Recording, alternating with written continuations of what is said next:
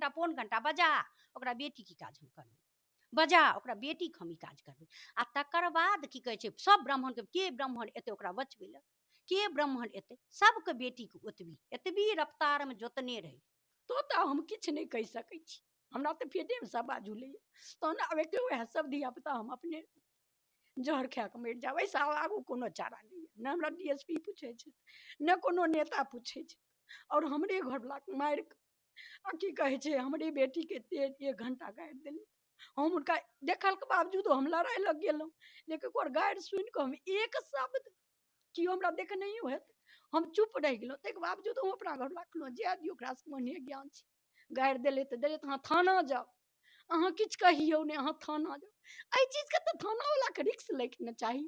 एखनो हम कहै छियनि SP होत DSP होत, हमरा बाल बच्चाके काल्हि किछु हैत तो उ सब जे करैत ओहिसँ पहिले तो हम अपने मरि जाब, कारण हम निर्दोष, हमर पति कोनो की तकरा हुनका कपारो फोड़ि कऽ ओते नतीजा केलै।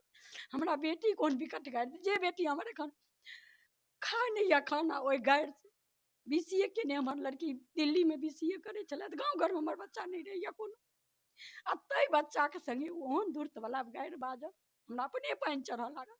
DSP आबो तो हम कहै छियनि हुनका जे एगो ब्राह्मण संगे ई हाल नहीं भेल हेतै, बहुते ब्राह्मण संगे ई हाल भेल हेतै। ओ बेटिए चोत सबके कहै छै, बात खुरखुरायल तऽ बेटी चोत हमर की करत, हमरा तऽ छूट यऽ, हमरा तऽ हर जन केसमे रुपैआ देत, तऽ से तऽ काइए देलखिन। DSP जे भी छथि सरकारी वर्दी वाला या नेता सब तऽ ई हल्काइए देलखिन हँ। ककरो बेटीके जे 1 घंटा किओ गाली देतै, DSP छथिन कि SP छथिन कि किओ नॉर्मल आ कि इंसान छथि, तकरा बेटीके जे 1 घंटा गाली बिना अपराधके देल जेतै तऽ एहिमे केहन मोन हेतै ओहि आदमीके जे निर्दोष छथि। सिर्फ हाँ जँ हमर घरवला उपासमान को कहबे केलकै जे नहीं बाज, तो ओहो सब वही रूपसँ हमरा घरवलाके कहिते रहे। लेकिन से तऽ नहीं, सोझे जाके बेटीके पहले तो हमरा घरेवलाके बेटीके उल्लंघन केले तऽ आधा घंटा पौन घंटा बजा ओकरा बेटी की काज हम करबै, बजा ओकरा बेटी हम ई काज करबै। आ तकर बाद की कहै छै सब ब्राह्मणके के ब्राह्मण एतै ओकरा बचबै लए, के ब्राह्मण एतै, सबके बेटीके एतबी रफ्तारमे जोतने रहै। से आइसँ नहीं भए रहल छै ई चीज 5 सालसँ भए रहल छै। लोक लज्जाके चलते दाबैत अपन घरके की नस्ताय बाजब, अपना इज्जतके की उघार करब, सब ब्राह्मण एहि चीजके दाबैत गेलै। एगो ब्राह्मण संगे ई हाल नहीं भेल हन, बहुते ब्राह्मण संगे ई हाल भेल हन।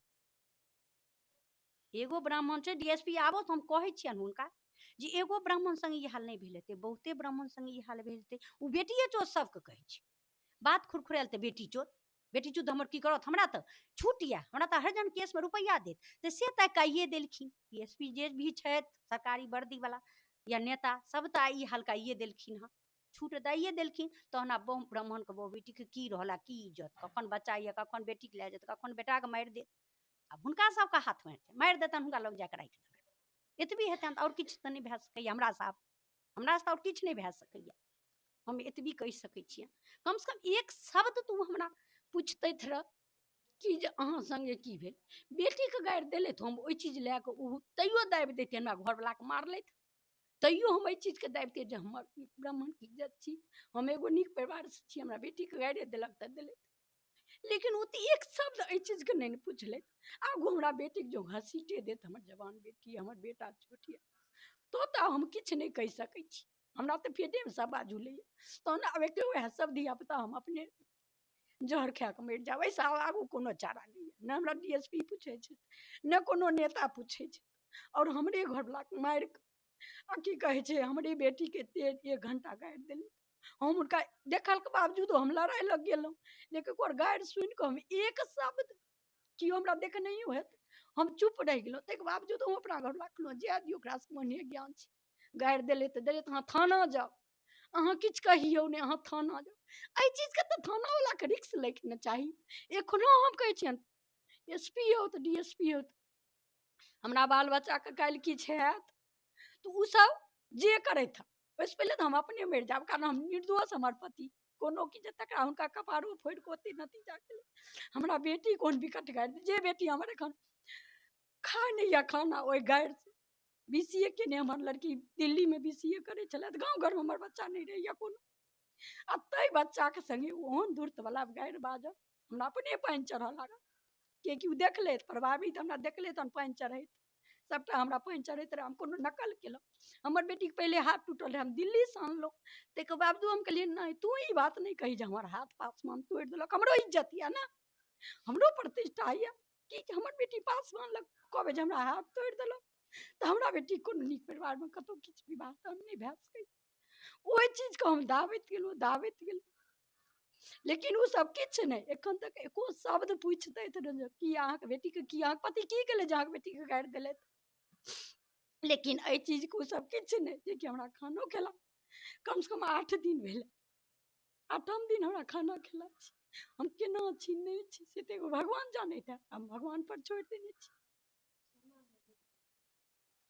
एक शब्द हमरा पूछि लैत रहे, अहाँके पति उग्रवादी यऽ जे ककरो पर एहन हमला केलक हँ, अहाँके पति डकैत यऽ, और जाइत सु पूछि सकै छै। नाथ जी ककरो कहियो मारने हेतै एगो थापर, एको गो पासे वंश ने, आनो जाइत सु पूछि सकै छै। पूरा गाँव मलाह छै, पूरा गाँव धानुक छै, पूरा गाँव ग्वार छै, सब जाति से हमरा परिवार बारे में पूछि सकै छै। तखन एते गलती केलकै हमर घरवाला जे कहलकै रे सरपंच साहब एतौ तो ने पंचायती एतौ, तू सब कथी लेते गारि बाजै छै। हेमंत के जहन गारि बहुत बेखर बेखर दैत रहे, तखन हमर घरवाला एते सब जरूर बाजले हन। जते बेखर गारि देलास की हेतौ, तू कहै छी घर जला देबै, ठीक छै घरे जला दही, गारि जते बेखर बेखर किया बाजै छै। एते निर्दोष के एते बेइज्जत भेलाके बादो एक बेर थाना वाला की पुलिस वाला, तैयो हम थाने पर चलिए। हमरा आक्रोश भेल जे हमरा बेटी के एते गारि देलक, हमहूँ किछु करी। लेकिन ताहिके बावजूद हम कहलिए पहिले थाना के कहियो जे थाना जी एहि चीज के किछु बुझथिन। काल्हि हमरा बेटी गारि देलकै, और लोक पहिलियो सुनै छलै, लेकिन हम सब मुड़ी गोइते गोइ बाटे जाइत रहूं।